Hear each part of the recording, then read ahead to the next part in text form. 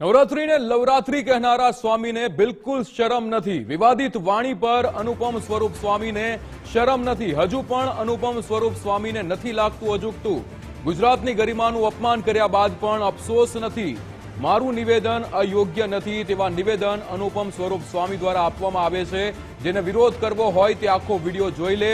નવરાત્રીમાં ઘૂસેલી બદીઓની મેં વાત કરી છે। મોડી રાત સુધી ગરબાની વાત મને નથી સમજાતી। દરેક માતા પિતા અને પરિવારે સમજવાની જરૂર છે। સમાજની માંગ હોય તો સરકાર તો મંજૂરી આપે। માતા પિતાએ પોતાના દીકરા દીકરીની ચિંતા કરવાની હોય। નવરાત્રીમાં જે ખરાબ થઈ રહ્યું છે તેની મેં વાત કરી છે। ગરબા સ્થળે વ્યસનીઓ ધંધો કરવા માટે આવી જાય છે, આવા નિવેદન આપવામાં આવે છે।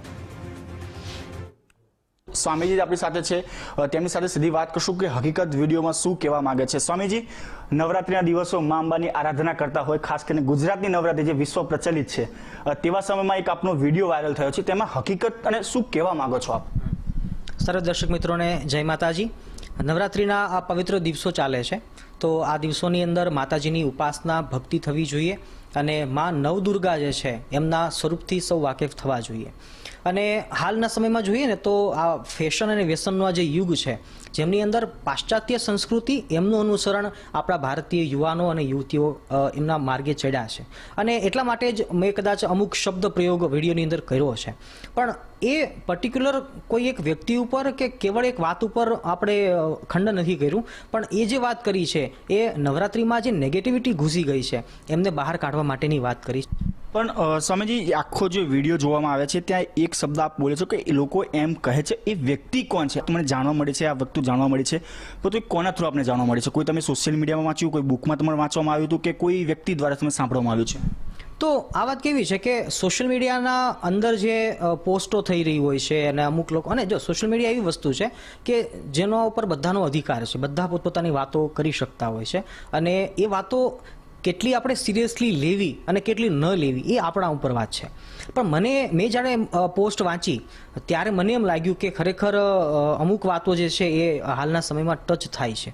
તો બસ એ જ નેગેટિવિટી કે ભાઈ ટૂંકા વસ્ત્રો ન પહેરવા જોઈએ નવરાત્રી દરમિયાન, અથવા તો કેવળ ફેશન શો ન હોવા જોઈએ, અથવા તો મોડી રાત્રિ સુધી ગરબા, એ કંઈક મને સમજાતી એવી વાત નથી। કારણ કે માતાજીની ભક્તિ ઉપાસના તો 12 વાગ્યા સુધી, 12:30 વાગ્યા સુધી બરાબર છે, પણ પછી 5 વાગ્યા સુધી શું રાસ ગરબા લેવાય?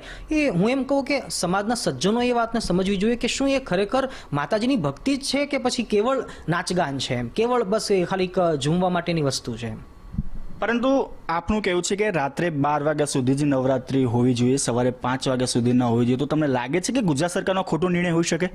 ના, ગુજરાત સરકારનો ખોટો નિર્ણય નથી। સમાજની માંગ થાય તો કદાચ સરકારને છૂટ આપવી પડે। હું એમ કહું કે કયા આવા માતા પિતા હશે કે પોતાની યુવાન દીકરી કે દીકરો એ રાત્રે 2-3 વાગે મોડો ઘરે આવે, અને શું તમને લાગે છે કે પિતા સુખેથી સૂઈ શકે કે માતા સુખેથી સૂઈ શકે? ચિંતા તો હોય ને। અને વાતને સમજજો, કેવળ આ શરીરની સેફટીની વાત જ નથી, આ મનની સેફટીની વાત છે। કારણ કે શરીરની રક્ષા તો કદાચ પોલીસ કર્મીઓ પણ કરશે, હે ને? સરકાર શરીરની સુરક્ષાની વાત ધ્યાનમાં લેશે કે જવાબદારી લેશે, પણ મન જે બગાડ થાય છે તો એનું કોણ જવાબદારી લેશે? એનું ધ્યાન કોણ રાખશે? એના માટે સમાજના અગ્રણીઓ અને ઘરના અગ્રણીઓની આ જવાબદારી બનતી હોય છે।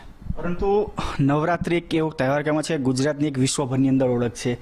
વિદેશી લોકો પણ ગરબાના તાલે ઝૂમતા હોય છે, પરંતુ નવરાત્રિમાં જ આ પ્રકારનું નિવેદન આપનું સોશિયલ મીડિયામાં આવવું, જે પ્રકારનો વિડીયો સમગ્ર વાયરલ થઈ રહ્યો છે, અમુક જે સાધુ સંતો છે તેમના પણ આક્રોશ જોવા મળી રહ્યો છે, તો કેવું લાગે છે કે આવા દિવસોની અંદર આપનું આવું વિવાદિત નિવેદન આપવું ક્યાંક ને ક્યાંક અયોગ્ય કહી શકાય?